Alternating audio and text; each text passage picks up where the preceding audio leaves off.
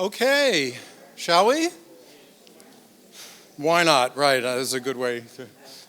So our official starting time, our on-time starting time is 3 to 4 minutes late. So we're 3 to 4 minutes late, and it seems like a good time to start. Please do turn off your cell phones.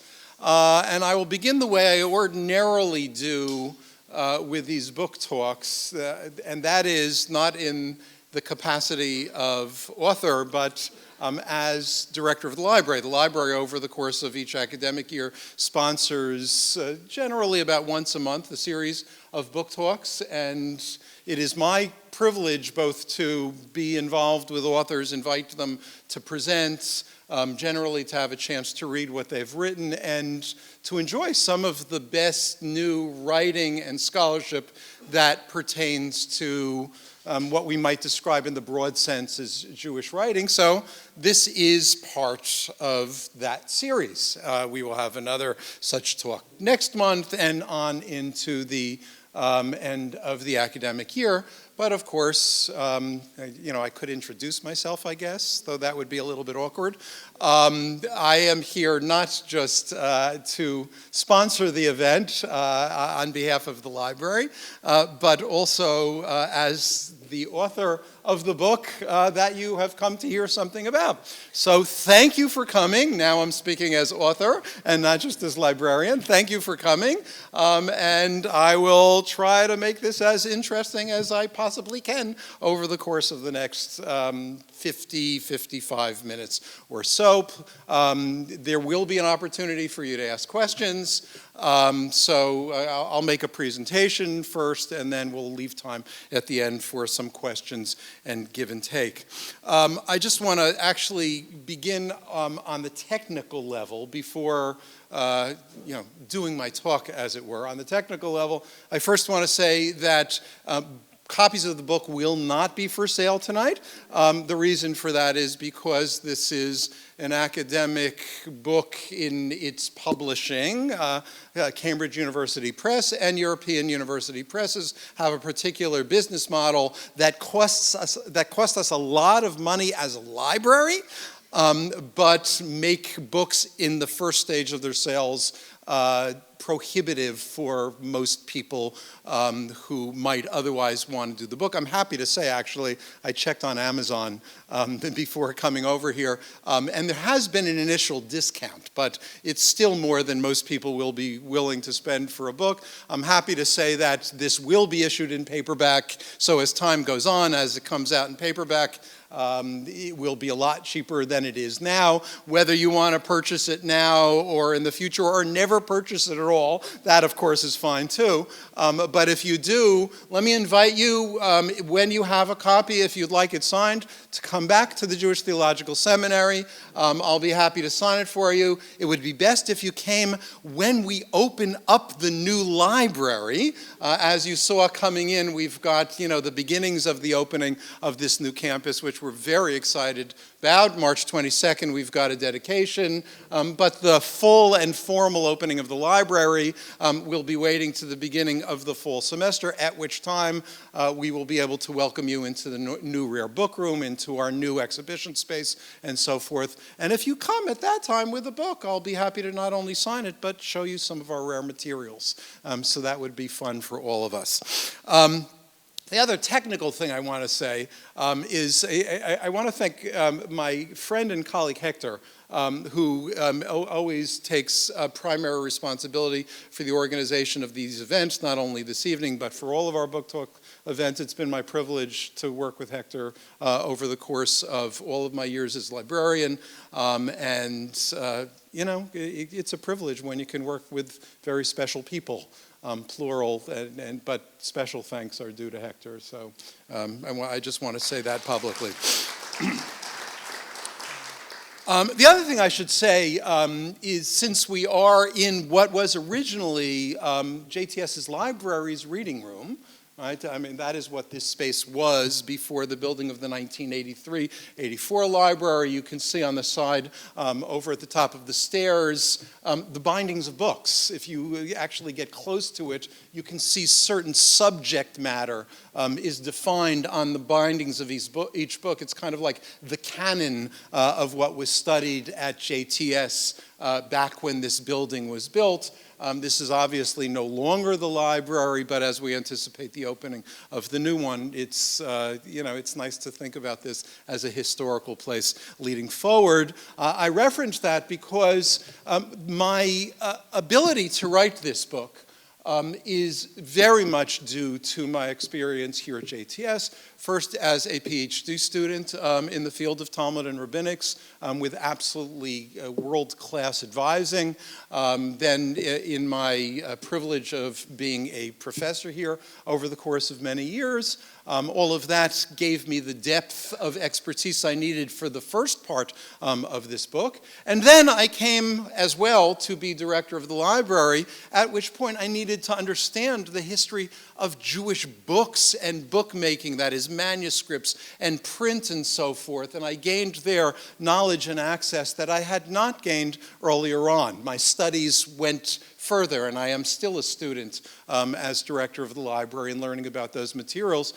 And that was the expertise that I needed to write the second part of the book. So what we've got here really does lay out the history of my experience here, for which I am very grateful, the history of my career here, actually, since I've been here for my entire career. So that's the background, and what I'd like to do now is jump into the book a little bit and share some things with you, and then invite you to ask questions. So I'm going to begin by telling you just a little bit about the beginnings of my interest in Talmud and the question or questions that I think that experience raises. I came from a very typical conservative movement background, Jewish conservative movement background. What that meant, to anybody who's willing to be honest about it, is that with rare exception, and we were not an exception in my family, I went to a conservative synagogue with my family and Hebrew school, but we observed almost literally nothing. We did not have a kosher household, and I went to Hebrew school, right? Needless to say, I didn't study Talmud at my Hebrew school. But as my teen years began and progressed, and I became more interested in Jewish things, I began to notice this thing called Talmud. And I noticed it mostly because it was shrouded in mystery. Right? Unlike Bible, unlike Torah, which I could open up translations of and read and make some sense of, and I could read them with commentaries, and the commentaries actually made some sense of them. When I opened up Talmud with the commentaries, English with English commentary, it didn't matter. I still couldn't make any sense of it. And there was something that intrigued me about this mystery. I wanted to know more, and so I pushed forward and made myself a student of this document, the Talmud, in all of its mystery. What that means is that, now coming to the book, if you ask me what the genre of this book is, right? An author should always know what genre they're writing within, right? A librarian needs to know the genre of a book in order to know where to put it on the shelves, right? So it's called The History of the Talmud. It should seem pretty straightforward, right? It's a history, and it's a history of the Talmud, but I think actually that misrepresents it. It's really a mystery book, right? It's not a novel, so I can't describe it as a mystery novel, but it is nevertheless a mystery book. That is to say, it's a book that tries to solve a series of related mysteries. So let me lay out a few of them. This is only a few of the many mysteries related to each to the other that it addresses, but it'll give you a sense of what I mean by this. So to begin with, where did the Talmud come from? Its origins are in a past which it itself doesn't identify, nor do other rabbinic sources identify the background, the sources, the roots of this text. And there's a considerable amount of argument between different kinds of scholars about where did this come from. Moses at Sinai, oral Torah, depends upon whom you ask. But it is a question that will continue to be asked because the answer isn't obvious. So where did the Talmud come from? What is the Talmud? Right? The answer to that is not obvious. And if you ask different scholars for an answer to that question, you will find that they will give you very different answers. I'll come back to that one. How did the Talmud become the authoritative book in Judaism?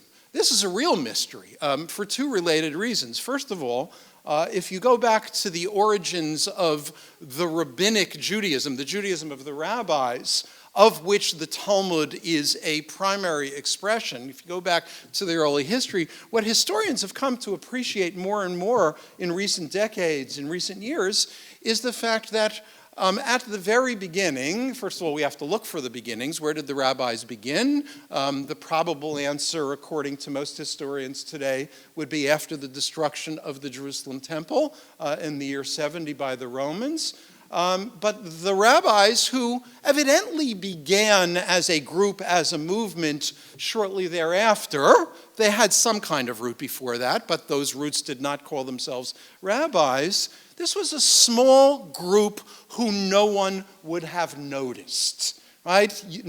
They were utterly without authority. If you had gone to a Jew in a street of, nearby Jerusalem, the ruined streets of Jerusalem in the latter part of the 1st century, 2nd century, if you've gone to Jews living in the cities of Galilee in the 2nd century, 3rd century, and beyond, if you went to a Jew living in the streets of Babylonian cities, right, with the recently arrived rabbis from Palestine, and asked them about the rabbis, they were unlikely to have heard of rabbis. If they heard of rabbis, they probably gave them virtually no heed. And if a rabbi came up to them and said, "Listen, Jew, I'd like you to do the following," they would have looked at the rabbi and said, "Who are you and why should I listen?"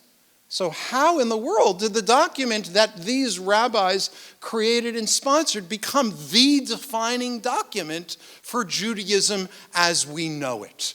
Add to that not just the history of the rabbis and their movement, but the history of the documents they produced.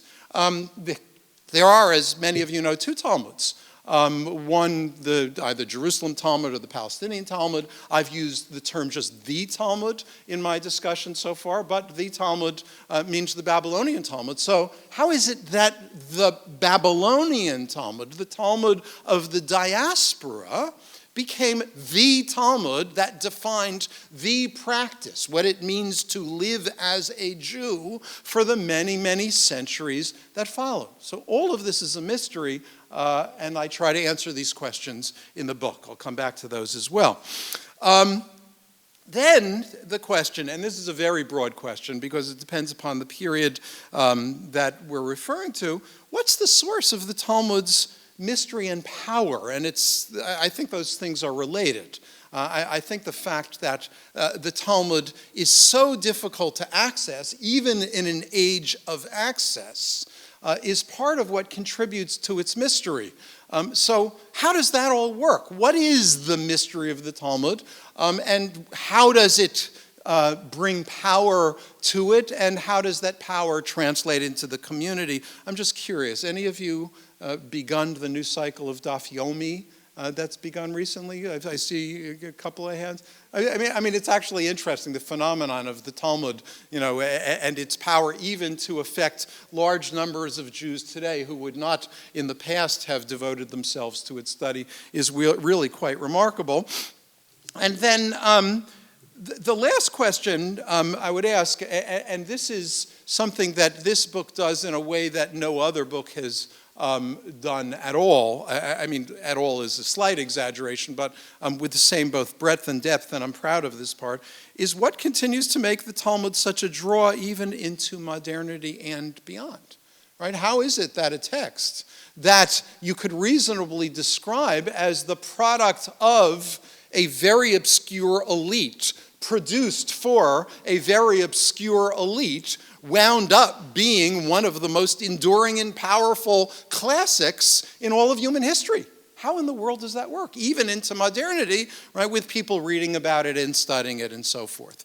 So those are the multiple questions. Those are the mysteries that the book tries to address. And what I'd like to do is to go back and share with you very small parts of the book that answer some of these questions, while admitting, and this is important, that while I'm sharing with you some of the conclusions that I've come to, these are only my conclusions. I do defend them in the book, but I want to say that part of what's important about this is that no matter how many answers are given to these questions, the mysteries will remain.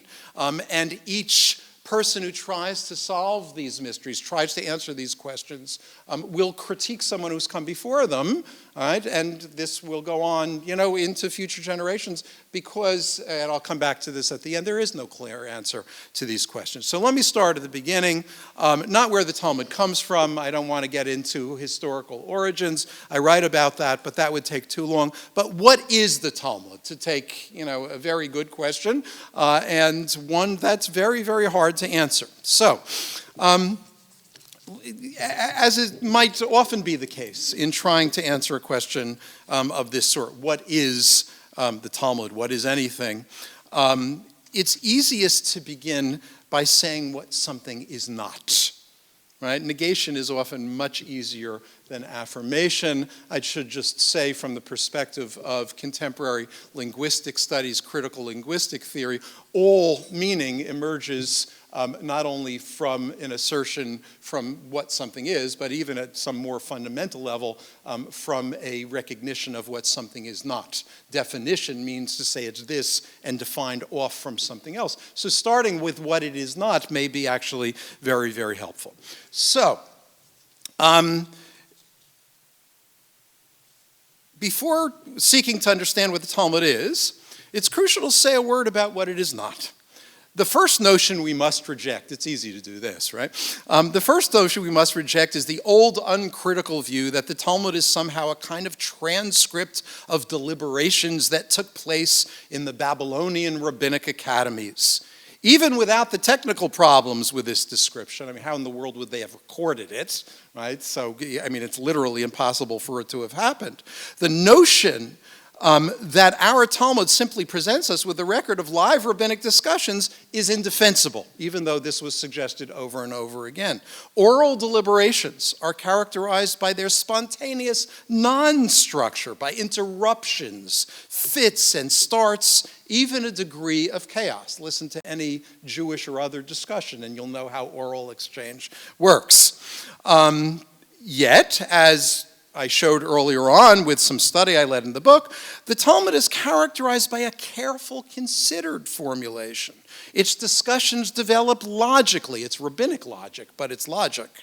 What we find in the Talmud is not the product of some spontaneous argument. Someone wrote the Talmud, and that's very important. So it's certainly not a record of what went on in the academy. An even more problematic characterization of the Talmud that must be rejected is that it's some kind of discursive halachic code. Right? People frequently talk about the Talmud as a work of halacha, of Jewish law. Right? This notion is supported by another scholar, his name is Barry Wimpheimer, who writes, quote, "The Bavli seeks to make all these materials cohere, resolving contradictions. It can be viewed as an attempt at code," a very peculiar kind of code, but code in its own right. Again, though this description is reminiscent of much as what's been written about the Talmud, it is simply wrong, cannot be defended. As we have seen, the Talmud does not have a comprehensive program of resolving contradictions. The Talmud does not do that. On the contrary, when sages begin with a dispute, they commonly end with a dispute. The Talmud defends different sides of arguments. It is only the same person who cannot contradict himself, or a later sage who cannot, on the face of it, dispute with a prior authority, although through interpretation, it's always possible to argue with an earlier authority and claim that you're not.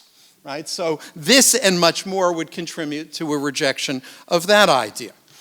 Another characterization that must be rejected is the proposition that the Talmud is a kind of anthology. This has been very popular recently, right? Because the other more so-called traditional explanations don't work. People have tried to say, okay, so what does work? And anthology is a model that's been offered. Without going through the details of it, I will only say there that there is no anthology that you have ever seen that looks like the Talmud or vice versa. Right? Think of an anthology either on a topic with multiple authors, but on the same topic, or the same author, multiple essays. Right? The Talmud is neither of those, doesn't even come close. And so, what is it? Here I'm going to, the last thing I should say is many people know it as a commentary on the Mishnah, but if it's a commentary, it's the most peculiar commentary ever written because, think of what a commentary does. It takes something you don't understand and it illuminates it. Then goes on to the next thing you don't understand and it illuminates it. The Talmud instead begins with the topic that's defined maybe in its base text, the Mishnah, or maybe not, and then goes and sets up a lengthy discursive argument which may have nothing that it illuminates, and in fact, it often makes things more ponderous or difficult to understand. Not a commentary. So the question then is, what is this text? Here I'm going to share just a little bit of what I propose, and you're welcome to challenge this when we get to questions. To be human, I think the Talmud understands, is to be imperfect. Human reasoning is imperfect, as is human interpretation. Nothing that human reasoning or interpretation offers can be perfect because it's human. And the rabbis behind the Talmud recognize this and even embrace it. What this means is that no rabbinic opinion or teaching can be perfect. No record of so-called oral Torah preserved and interpreted by human agents can be perfect. No interpretation of Scripture can be perfect. Even if the rabbis believe the truth to exist, where truth means that which corresponds to the will of God, I assume that if the rabbis believed in truth, it would be correspondence theory, what corresponds to the will of God. The truth of God is accessible only through acts of human interpretation, which are imperfect. Okay? So if that's true, if the rabbis recognize that, then what do they do with that recognition in the Talmud itself? First, a very brief statement of what I want to propose.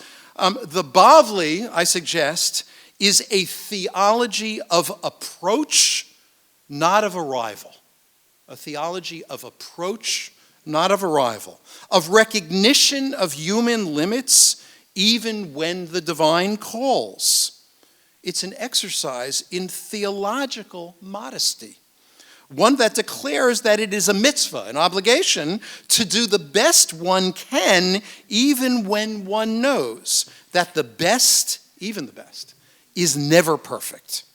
Okay, so to give you a little bit more on that, what do we make of a document, a massive, extended document that devotes itself to the theoretical exploration of various opinions in matters of rabbinic law and opinion, often without making decisions and with an obvious hierarchy of interest that privileges the play of human reason even in the face of authoritative tradition? What is the purpose or value of such a work? One that is more akin to a theory seminar at an elite law school than to a course in torts at a common one. If we return to an observation made in an earlier chapter, then this puzzle will be less puzzling. For a rarefied group, that is to say the rabbis behind the Talmud, for a rarefied group, the Bavli is a perfect expression of what is most important. That is to say, a critical engagement of the human process by which God's will is approached. The human process by which God's will is approached, with a full awareness that approaching God's will is all they can ever hope to achieve. On account of their recognition of this limitation, it is the process called Talmud Torah, or Talmud, if you prefer, that matters most for them, for the Babylonian sages, if not for the rabbis as a whole. And this is my argument, my characterization of the Talmud over the course of most of this. So that is what I believe the Talmud actually is in its time.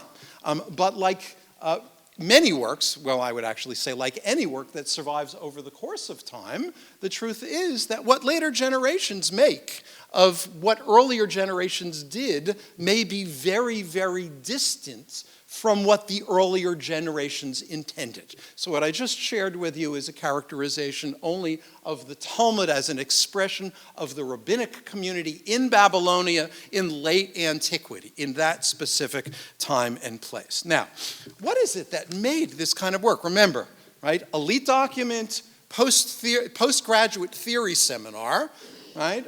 As opposed to a popular work. What made it so authoritative? What made it so popular? Part of the answer is quite straightforward. That is to say that the Babylonian rabbis happened to be in the right place at the right time. The right place was Iraq, which Jews still called Babylonia. The right time was after the Islamic conquest, and when the capital of the great international empire become empires, moved to Baghdad.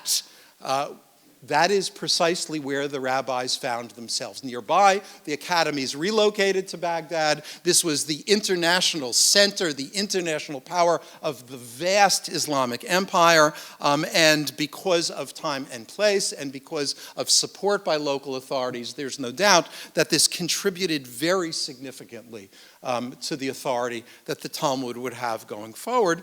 But there's a lot more that we need to say aside from they happen to be in the right time and place. So I could say a lot more. There's not enough time to even begin scratching the surface of that, but I want to share two pieces in this. The first is the translation of the Talmud into the authoritative halachic text.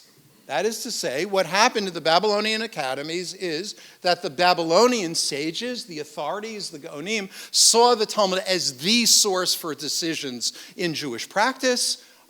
They kept the Talmud to themselves, but promulgated the decisions based upon the Talmudic arguments, reading Talmud not as argument, but to lead to decision. And as the source of halakha, it became very powerful in the practice of community, despite the fact that in large parts of the community, it remained a very elite document. So here I just want to share with you one small statement of the ongoing elite quality of the Talmud, even through the age when it began to gain its considerable power.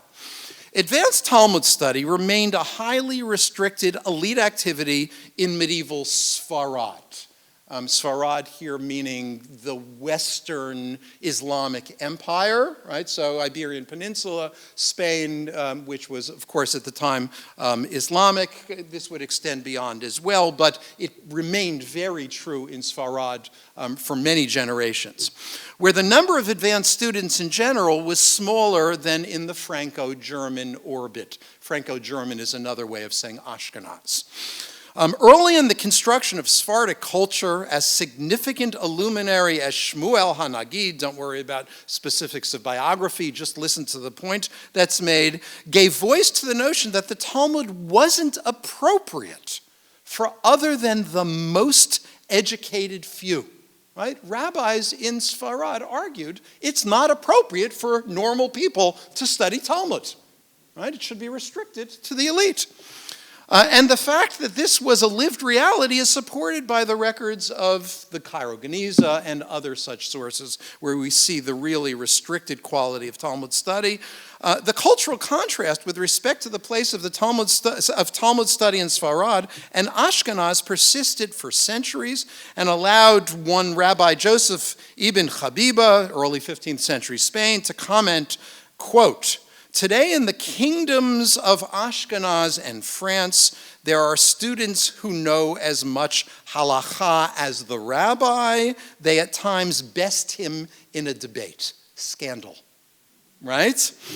But in our regions, Sfarad, the kingdom of Aragon and Spain, where the rabbi is very accomplished and much more erudite than the students, where the students don't understand the language and the rabbi teaches them, it would not be appropriate for them to enter into this kind of debate with the rabbi. So think of the difference here. I mean, it's really quite extraordinary. The yeshiva culture, which we imagine, latter-day yeshiva culture, where you've got students and the Rebbe, arguing with one another, and the rabbi, the Rosh Yeshiva may be the master, but there's ample room for dispute. That kind of Jewish argument in Sfarad, that was pushed aside. And you find such luminaries even as Maimonides. And Maimonides says this explicitly, right, who says, common rabbi should not study Talmud. Only the elite of the elite. Okay? Going a little bit further, so translation into halacha, though the maintenance of the Talmud's mystery is an important part of this. And then, and I'm going to share this just very quickly with you so you get a sense of the numbers here, one of the greatest revolutions that led to the spread of the authority and power of Talmud was the invention of a new information technology, and that is the printing press, right? So to give you just a few of the details in three of the chapters of that revolution.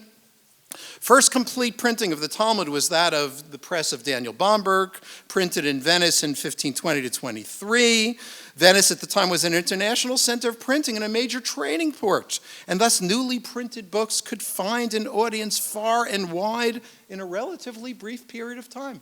Right? It was a net, if not the internet.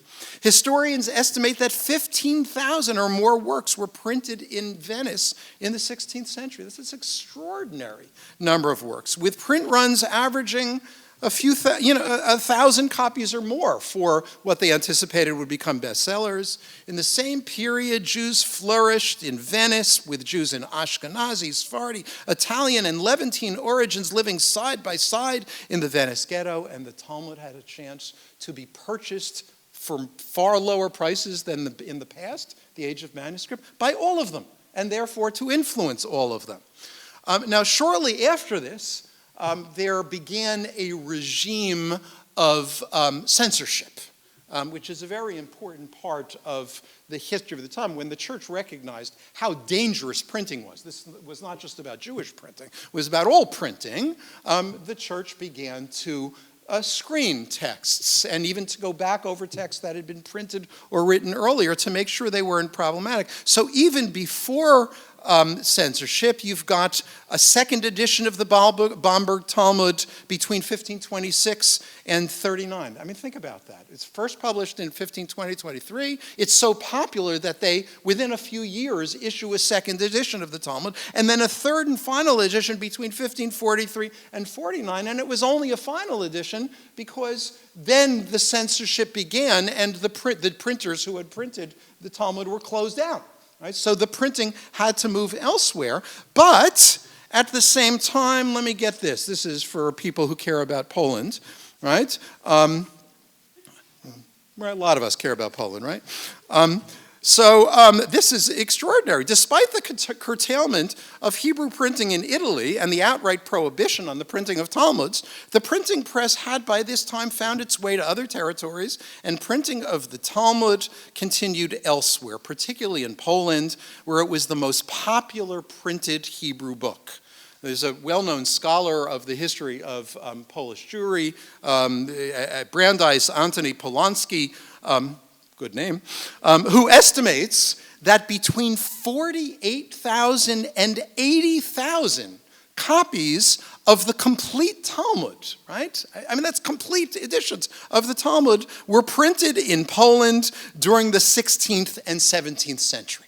Imagine the impact of access that would have created. And then last but not least, this is really, this work had been done before, but when I realized how important it would be to get the numbers, I went back to see if I could recover them. The well-known Vilna Shas, right? The Talmud, the so-called traditional printing of the Talmud. There were earlier Talmuds printed in Vilna, but the well-known Vilna Shas, printed in the printing house of the brothers Rom in 1886, completed. The Rom Publishing House began to employ modern print technologies under new management beginning in 1867. New technology makes things easier and cheaper to print, and that's really important. With new machinery and stereotype printing, the price of fine new copies of the Talmud Talmud could be kept within the reach of those without extravagant means. Right? And when the firm sought subscribers for a soon-to-be published new Talmud, before printing, you wanted to make sure you had a market. Right? So you got people to subscribe before the printing ever took place. So they set out, an invitation to subscribe to the printing of the Vilna Shas. To finance the prospect, the publisher had set 4,000 as the minimum number of subscriptions to be sold. More than 10,000 initial subscribers committed, based upon the house's description merely of the prospective publication before a single set was printed. The first volume sold 22,000 copies, and there were still 13,000 subscribers at the time of the printing of the final volume. I mean, that's just extraordinary. And if you think about yeshiva culture, from what those of us of Ashkenazi, near Ashkenazi background call, the Eastern Europe from that period, just extraordinary, the impact that would have inevitably, and the impact that it did have. Now, I'm noticing the time, and I want to make sure that you've got some time for questions. So just to run through quickly, begin asking the source of the Talmud's mystery and power by laying out the fact that was picked up by people on the outside as much or more as people on the inside. So you have those who rejected rabbinic authority, the Karaites. Right? So we're not going to follow these rabbis. And they felt the centrality of the Talmud as an expression of something that they needed to resist. They needed to critique that from the 8th century onward. Or, of course, Christians who through the ages would put the Talmud on trial or censor the Talmud and so forth. Part of this is by virtue of the fact that the Talmud actually does have some nasty things to say about Jesus. Part of it is the fact that the Talmud is undoubtedly the source of Jewish misdirection. We share the same Bible, right? At least the so-called Old Testament part of it. But whereas Christians followed the new revelation of the so-called New Testament, Jews were pig-headed enough, to mix metaphors, and misdirected enough to go after the Talmud. So of course it needed to be condemned, critiqued, put on trial. What's interesting here, though, is that at the same time, Christian appreciation of the mystery of the Talmud, particularly in the 16th century, when Christians, because of multilingual editions of biblical books, right? So when the printers came along, they needed to sell the new printings. And of course, the way you sell anything is by putting on the front cover or on the title page, new and improved, right? So the question is, what's the new and improved quality of what you're selling? And one of the manifestations of that were the multilingual biblical texts, where you would have the Hebrew and Latin and Greek, different versions of both Greek and Latin, and the Aramaic, and so forth. And from that, Christians who had earlier known at best often Latin, maybe Greek, came more and more to understand Hebrew, the development of the movement which we call Christian Hebraism in the 16th century, and recognizing that the roots of Jesus were Judaism of that ancient period, which had long since come to be known as the Talmudic period. Christians began going into the Talmud to find the mysteries that lay at the foundation of the Judaism of Jesus. Right? So that is also part of the mystery. But the mystery comes not only with knowledge, it also continues with fear. And one thing the Talmud would never be was easy. Can I open it up? Can I try to break its codes? Right? That would always be a difficult thing to do. Now, what continues to make the Talmud such a draw in our age, right, into modernity and beyond? There are a lot of suggestions that have been made for what the Talmud is. First of all, what enabled it to spread and gain so much attention. Obviously, new formats, translations, cheap printing, digital availability, all of those things we can take for granted, although they often make things as difficult as they do make them easier. But there's also something else, and here I'd like to share.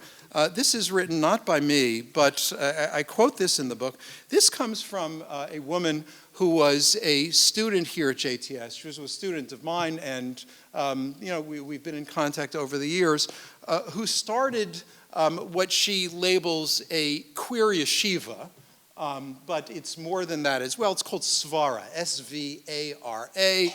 Her name is B'nai Lappi, and they've got wonderful programs for the study of Talmud. Why is Talmud so central here? And particularly, what is queer, Talmud study? She says, mastery of Talmud confers a legitimacy and confidence in one's leadership that cannot be gained otherwise. Listen, so it's legitimacy and confidence come from the Talmud. Through traditional methods of study in the original Aramaic and Hebrew, Svara develops and empowers innovative Jewish change agents. Talmud is here the source of innovation, right? Who are then learned, empathetic, and experienced in both worldly and Jewish sources, thereby creating a dynamic, inclusive, and accessible tradition. What she notices is that the Talmud doesn't close the argument off, right? You want to know what the blessings are or prayers to be recited at the different stages of pregnancy, right? You can either invent them, as some of our students did when they realized that there was a missing ritual and we need a ritual to be able to notice significant events such as pregnancy in the life of a woman.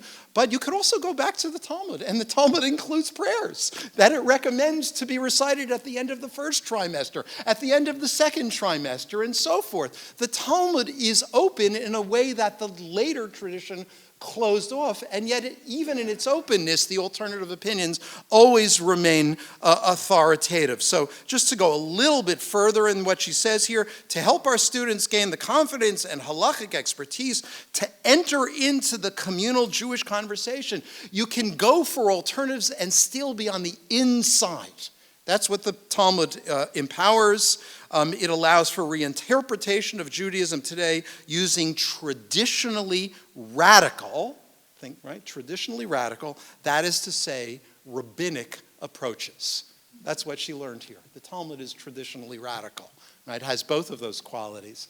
And that's what permits her and others to approach the Talmud as a resource for very, very different kinds of interpretations and approaches today. Now, I want to leave you, before taking questions, with just one final piece. I began with the question, what is the Talmud? And then went on to say a little bit later that we recognize that the Talmud has been many things to many people, whatever its original purpose was, and we could argue about that. In each generation or in different periods, the authorities of that period took the Talmud in its own way, read it for its own purpose, claimed it as an authority for its own approach. So in modernity, the same thing is the case. And just to review it quickly, for the black hat yeshiva Jews, for Hasidim, for the Orthodox, the Talmud has been the source and the authority. Source and authority. Could say a lot more there, right? It's Torah par excellence. It is therefore what you study. It is a combination of the written and the oral Torahs.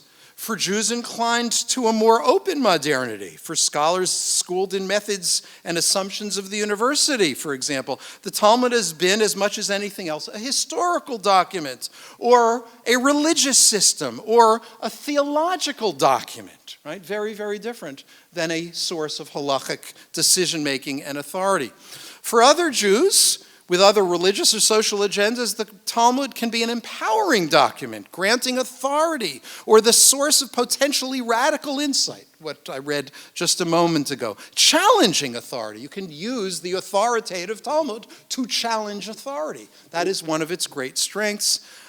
So with all of these different approaches, one might wonder how the Talmud can be used for these many purposes by these radically different groups. Have they all simply appropriated the Talmud for their own purposes? reading it or misreading it to suit their own ends? That's always an important question. Are they just doing it with it what they want to do? My suggestion is the following. The Talmud is all the things it has been taken to be by the range of groups of modernity and more. It is halakha, history, theology, radical challenge, home for the insider and the outsider, for the traditionalist and the anti-traditional critic. No one before the Talmud could have predicted the Talmud, and no one after it could recreate it. It is the rich multiplicity of the Talmud that has allowed it to be construed in so many ways, each of which offers an insight into the Talmud that the other did not. Is there something that the Talmud is then, given all of these things that we've said? Well, yes, the Talmud is, in significant respects, what has united all Jews, or at least most Jews, through the ages since it came to formation, whatever their places and practices, from the time it first gained hegemony until the present day. The Talmud is the mother of all Judaisms, providing the raw genetic material for their particular customs and beliefs, wherever and whatever they may be. They are all therefore siblings, right, if the Talmud is their parent. Neither Ashkenazim nor Sephardim, Hasidim or Mitnagdim, the opponents of the Hasidim, Orthodox, conservative, Reform, we could go on with the list, can without fear of contradiction claim to be truer to the Talmud, at least not to the whole Talmud.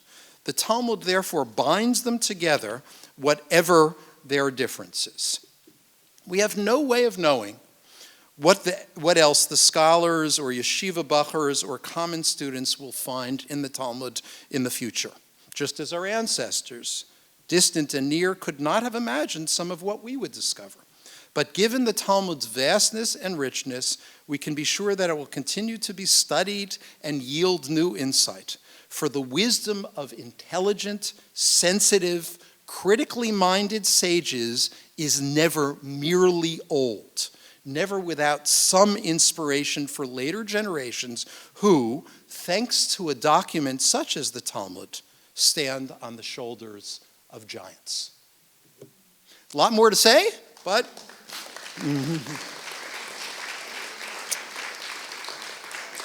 So I'll do my best to answer questions, but I have to confess that this book contains a lot that I don't actually know. So, yes.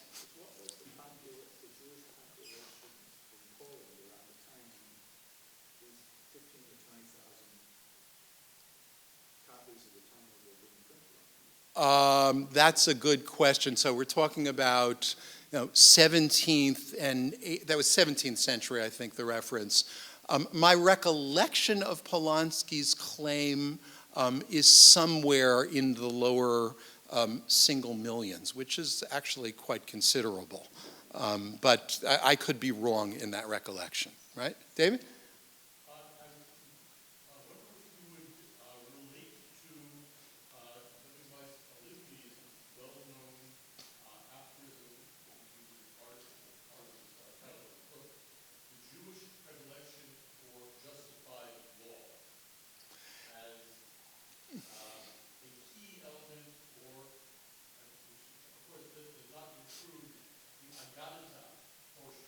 Mm-hmm. Mm-hmm. But would you modify that, or would you accept it? That's a great question. I mean, first of all, I have to say that David Halivni, rabbi, I always called him not professor, but rabbi, because I mean, he was my PhD advisor, wonderful, brilliant individual who is still with us, actually, having lived now in Jerusalem for a long time. Jewish predilection for justified law. First of all, actually I have to say a word before answering the question. Our students always critique us, right? That's what it means to be a student. So, please understand what I'm about to say as an expression of love, right? We all do this to the parent generation. First of all, to say Jewish, right, in that broad sense is obviously problematic because, the question would always be which Jews at what time in which place, and, he selects from different sources for that, but it's still far too broad a claim, I would submit. The other problem, if you're asking about the connection to the Talmud as such, what's interesting about the Talmud is that while the Talmud does, in a certainly not infrequent number of instances, seek to justify the law it is discussing by asking, for example, the biblical source of a law given in the Mishnah or in one of the texts related to the Mishnah. That's not done problematically. Problematically. It's not done programmatically was the word that I meant. You're welcome to interpret my other word. It's not done programmatically, meaning that you can't use the Talmud to go through, section by section of the Mishnah and find what the rabbis claim to be the biblical source, if there's a biblical source at all. One of the things that I do in the book, as anyone has to do in trying to make sense of the Talmud, is to discuss the Talmud's relationship to rabbinic law and the problem of the relationship of rabbinic law to Torah law. Right? One of the explanations which is sometimes given of the Talmud is that it's a kind of extended latter-day interpretation of Torah. That's even falser than the notion that it's a commentary on the Mishnah. But the rabbis admit quite up front, without any apology or embarrassment, that there is much in rabbinic law that has nothing to do with Scripture. Right? And those many laws, they might, for other reasons, justify, but they might just as well not justify them, or the only justification would be a quotation of an earlier rabbinic teaching. So it is certainly part of what the Talmud does, but I don't think that we can state it in general enough terms to say, the Talmud is about this. Yes? It's a surprising declaration to hear that the Talmud was not transcribed. We have this image, the most pervasive image is that these rabbis sitting around in this amphitheater and there are a dozen people with quills catching every word. Uh-huh. And you're saying that's completely incorrect? That's not what happened? Yes, I am saying that. And then how did we actually get some kind of record of a dialogue? Of where did it come from? Right, okay. So the Talmud is comprised of two, speaking very broadly now, two elements. One is the attributed teachings attributed to named authorities. Those are generally straightforward teachings of law or opinion. They are, with not infrequently and with increasing frequently as the generations move on, they might be arguments for a few steps between the named authorities. But what makes the Talmud, and the majority of the text of the Talmud, in fact, is the unattributed Talmud, the anonymous Talmud. And one of the things that goes back to people like David Halivni, others, is the recognition that this is the last part of the Talmud. Historically, it is posterior to the named rabbinic traditions. So the question is, that unnamed section, who wrote it? And it was written. And by written, I don't mean written down on text, though there will be arguments about that. I mean it was formulated. The teachings of the rabbis who were named were oral. That there's no doubt about. Memorization in orally based societies is well attested and can be very, very accurate. When we get to the Talmud itself, the question, the anonymous setup and argument back and forth of all the discussions, was that written or not? There is an open discussion of that, and it won't affect more important things. I happen to think that it was written at the first stage, but it was written to be memorized, right? But other people think that that's incorrect, and that's an open question. Yes?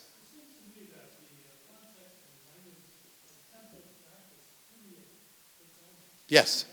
Why? Okay, so the why is a very important and difficult question to answer, but it's worth drawing attention to for the simple reason that people who consider the Talmud to be a work of halakha, if halakha means making decisions in the law. It is not that.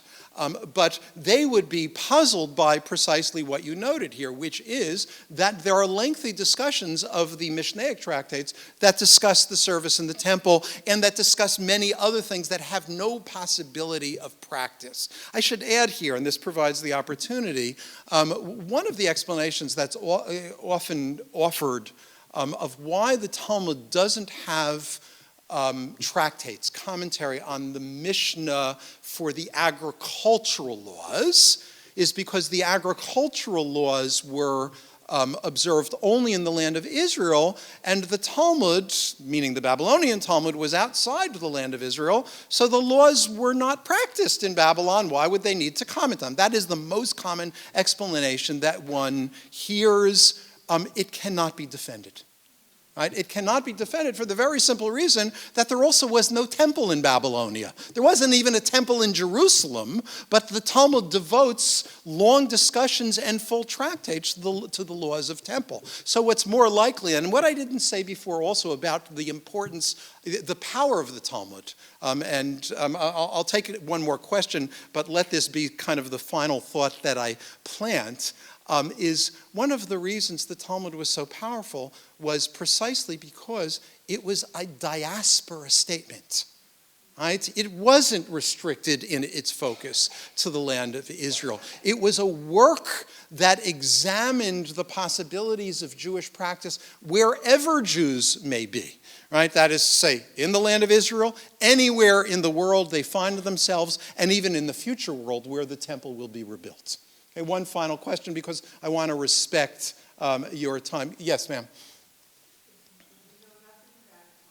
Mm-hmm.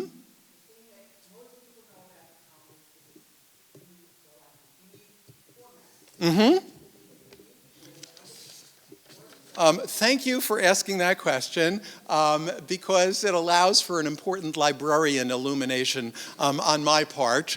Everybody, will show you the page of the traditional Talmud, right, with the Talmudic text in the middle and the commentaries on around the side, and make some kind of claim about how the commentaries are in conversation with the Talmudic text and with one another. And this represents Jewish study because Jewish study is about different generations talking with and arguing with one another, right? And that is all captured in the page of the Talmud, and that's all wonderful, and I agree that that's what Jewish study should look like. What? But it's not true. Okay. It's not true because we have to come back here to new and improved. Okay, remember new and improved? Okay, so the printers in Venice, here already, not in the 1500s, but in the earliest stages of printing during the period of the incunables in the 1400s, 15th century, they had to give a reason for people who say already owned Bibles, right, to buy new Bibles, because otherwise you would go out of business. And so we've got Christian Latin Bibles with Christian Latin commentaries, with the text in the middle and the commentary around the side. This was an invention of the Venice printers, recognizing its promise and power. It was used first for Latin Christian works. It was then employed for the Talmud, for the Rabbinic Bible, what later comes to be known as Mikraot Gedolot, and so forth. Now, it had extremely beneficial consequences. It enabled Jewish study to become, the study that we know. But what's remarkable, if you think about it, during the age of manuscripts, you would need one manuscript for the Talmud, a second manuscript for Rashi, a third manuscript if you wanted what's on the other side of the printed page of Rashi, Tosfot, and so forth. You would need all of those things. How wealthy would you have to be, right, either yourself or with a sponsor, to be able to afford those works? And how many people, therefore, would be well schooled in what latter-day yeshiva bachers, beginning at age 9, take absolutely for granted? Right? So for that format, we can thank Christian printers in Venice. And with that, I thank you for coming. Let me just add that we will have a wonderful book talk on Tuesday, March 17th, which will feature Professor Bert Vysotsky of our faculty with a colleague, and he is in the course of publishing a new 3-volume work on Judaism, including history, literature, and culture, which will surely be wonderful. And Bert is an absolutely fantastic speaker, so you're invited to come back for that event. Thank you for coming.